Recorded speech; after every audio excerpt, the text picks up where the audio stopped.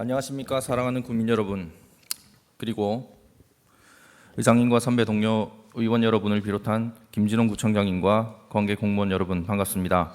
국민의힘 소속 김재원 의원입니다.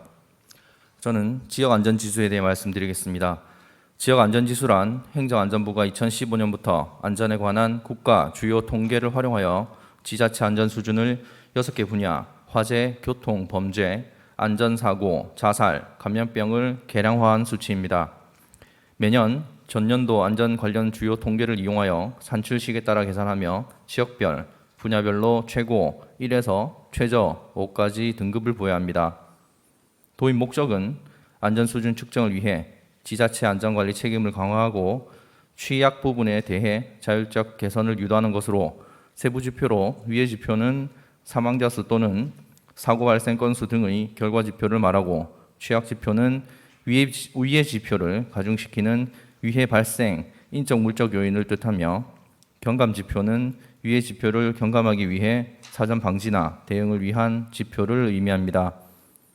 지역 안전지수를 공표하는 것의 기대 효과는 지자체의 안전관리 정책에 관한 관심 상승, 취약 부분에 대한 자율적 개선 유도, 안전사고로부터 인명피해 감소 등이 있습니다.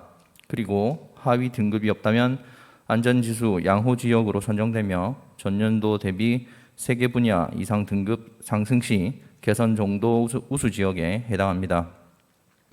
이것은 단순 지표가 아닌 주민의 안전과 직결된 것으로 지자체는 취약 요인별 연관 지표를 고려하여 더욱 다양한 개선 사업을 통해 분야별 안전등급을 상향시켜야 합니다. 지역 안전지수 향상을 통해 지자체의 재난 대응 역량을 강화하고 나아가 국제안전도시 공인을 받아보는 것을 목표로 삼는 것도 좋을 것입니다. 실질적으로 지역 안전지수는 지역별 특성을 고려하지 않고 통계 자료만을 사용하여 정량적인 내용만으로 안전지수를 산정하고 일정 비율로 배분하는 상대 등급 방식으로 부여하고 있으므로 우리의 개선 노력과 성과가 제대로 반영되기 어렵기도 하고 우리 구의 특성상 인구수가 적어서 인구 10,000명당 지수가 상대적으로 낮게 나오는 경향이 있습니다. 하지만 원도심을 비교해 보았을 때 비슷한 상황인 타구가 생활안전지수가 상위이거나 감염병 지수가 상위인 경우, 화재 지수가 상위인 경우도 있으므로 이 문제를 재접근하여 검토해 보아야 한다고 생각합니다. 우리 동구도 매해 안전관리 계획을 작성하고 있습니다. 그러나 지역 안전지수의 수치 개선을 위해서는 조금 더 세심한 노력이 필요해 보입니다.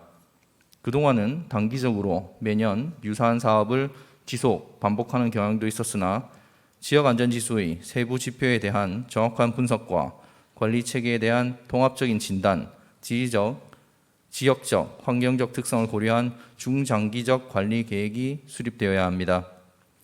화재 피해, 이상기온 현상에 따른 시민과 취약계층을 위한 폭염 저감시설 확충, 근로환경 개선 노력, 안전수칙의 철저한 준수와 의식 제고, 재난 관련 유기적 협력, 재난안전부서가 기피되는 실정에 인센티브를 대폭 확대하는 방안, 업무 효율성을 위해 더욱 신경 쓰는 등의 노력 하나하나가 뭉쳐진다면 결국 지역 안전지수 또한 향상될 것이며 그것은 우리 동구민이 안전한 환경에서 안심하고 살 수 있다는 것을 보여줄 것입니다.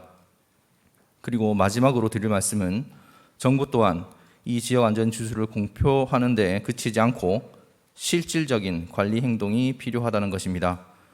어떤 때에는 지역 안전지수를 공표함으로써 도시에 대한 이미지만 나빠지는 등 역효과가 나타나기도 합니다. 정부에서도 지역 안전지수와 관련하여 인구 구조나 인구 규모별 유형으로 세분하고 지역 안전지수 산정 시 지역별, 유형별 특성을 고려한 정성적 평가 방법으로 고칠 필요가 있습니다. 그리고 공표 후에도 개선이 필요한 지역에는 예산이나 정책적인 지원을 마련하거나 우수 개선 지역에는 안전에 관한 인센티브를 지급하는 등의 실질적인 대책을 발현할 것을 촉구하며 이상 5분 자유 발언을 마치겠습니다. 감사합니다.